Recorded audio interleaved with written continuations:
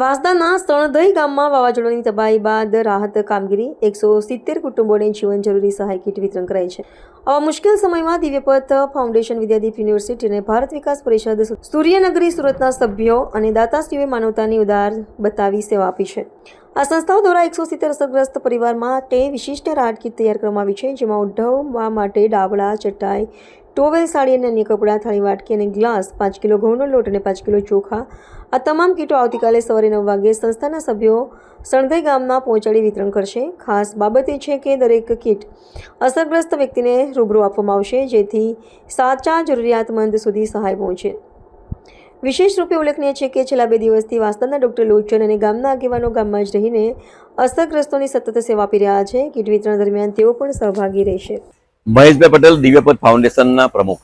3 દિવસ પહેલા આપણે સૌ જાણીએ છીએ કે દક્ષિણ ગુજરાતમાં જે મિની વાવાઝોડાના કારણે અનેક ગામ બેઘર અને લોકો બેઘર બન્યા છે, અતિશય નુકસાન થયું છે.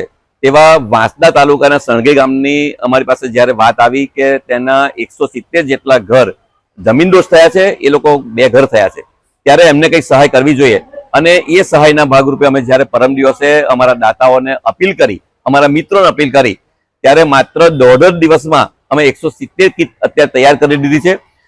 વિદ્યાદીપ યુનિવર્સિટી, ભારત વિકાસ પરિષદ, સૂર્યનગરી સુરત, એમનો વિશેષ સહયોગ મળ્યો છે. અને અમારા જે દાતાઓ છે કાયમી, જે આવી કુદરતી આફત સમયે જ્યારે પણ અપીલ કરી છે ત્યારે અમને કોઈ પણ જાતના શંકા કે એના વગર, સંકોચ વગર દાન આપે છે. એ દાતાઓને જ આ કર્મ એમને અર્પણ કરું છું અને એમનો આભાર વ્યક્ત કરું છું. આજે જ્યારે માતાજીના નવરાત્રીનું 9મું નોરતું છે, ત્યારે માં અંબા અમને અને આ બધા દાતાઓને એવી શક્તિ આપે કે જ્યારે કુદરતી આફત આવે ત્યારે આવા લોકોની સાથે અમે ઉભા રહી શકીએ. એવી શક્તિ અમને કાયમ માટે આપજો.